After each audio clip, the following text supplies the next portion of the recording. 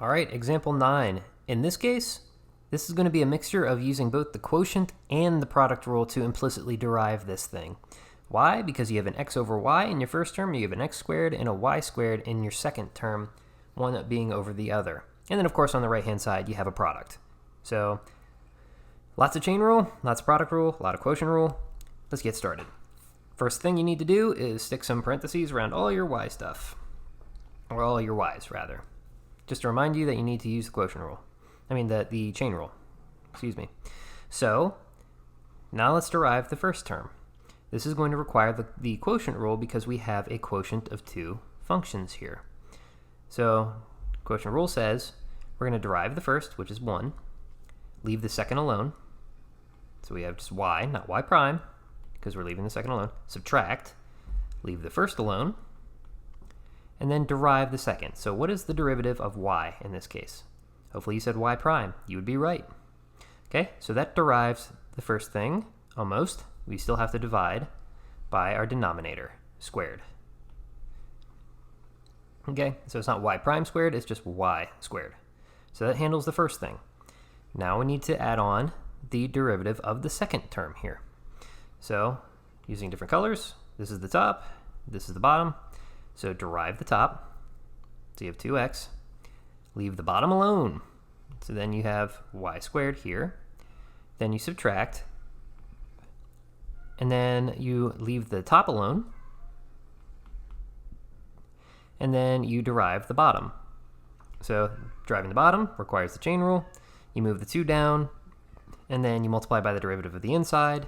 So what that gives you is going to be, keep picking the wrong colors, 2y to the first times y prime, because y prime is the derivative of the inside. Are we done yet? Nope. You still have to divide by the bottom squared. So we have y squared originally. This gives us y squared squared, or y to the fourth.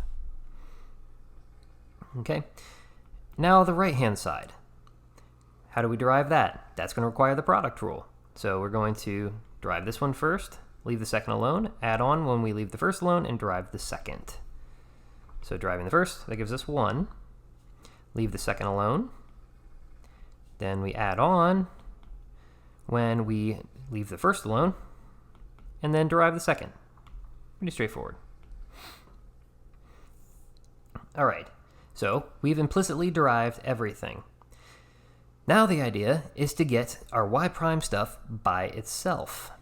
So where is our y prime stuff? Our y primes are right here, and here, and here. So we want those all on the left-hand side. So one thing we need to do first is try to separate it from all this other non-y prime stuff. The easiest way to do that is just distribute your fraction. So that is, instead of looking at this first block here, we're going to put this y squared underneath this y, and this y squared underneath this xy prime. So it kind of separates out the non-y prime stuff and the y prime stuff. To kind of get what I'm saying here, this is going to be equivalent to y over y squared minus xy prime over y squared. And then we're going to do the exact same thing with this second block here. We're going to take that y to the fourth and distribute it to each of these things on top. So this gives us 2x y squared over y to the fourth minus x squared. Let's put the 2 out in front of that.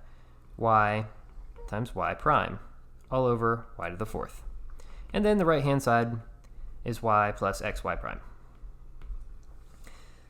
So we basically took our common denominator and separated it out into separate fractions here, so we can isolate the y prime stuff compared to the non-y prime stuff.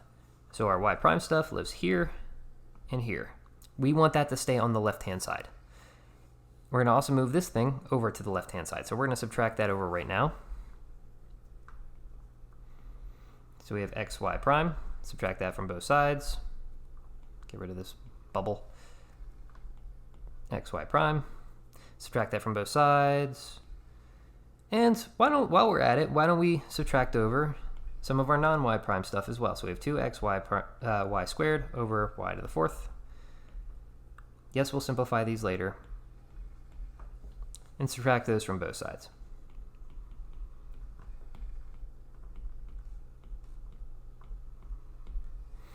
Okay.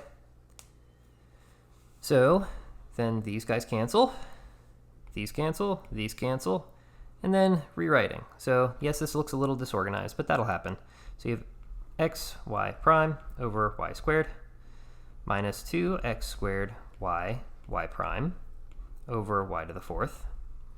And this is equal to y, oops, we're not done yet, sorry, I forgot the blue, xy prime. And then this is equal to y minus 2xy squared over y to the fourth minus y over y squared.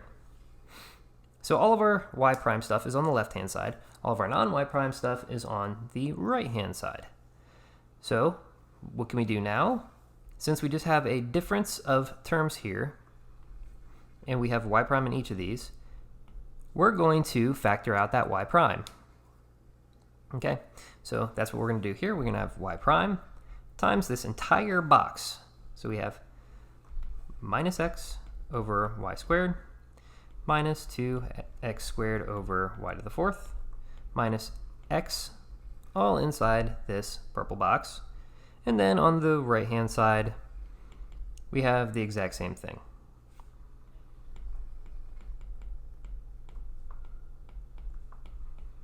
Didn't change anything over here. Okay, now we've isolated, almost isolated our y prime. All we need to do now is divide both sides by this purple box. So we have y prime is equal to the entire right-hand side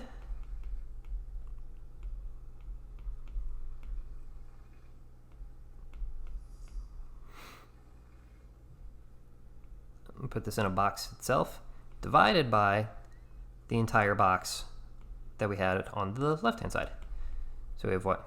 Minus x squared minus 2x squared over y to the fourth minus x. Okay? If you like, you could leave it this way.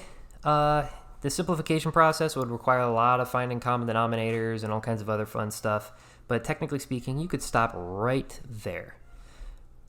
Let's do a little bit of simplification just to cancel out some of these y's, though. Okay? So let's simplify this a little bit. So this y doesn't change. Notice that we can cancel out a y squared and some of the stuff in the y to the fourth. So we have 2x over y squared, because we cancel out the two of them in the top and two of them in the denominator. In the next term, we have y on top and we have y squared in the bottom, so that leaves us with 1 over y. Then we divide by the other box.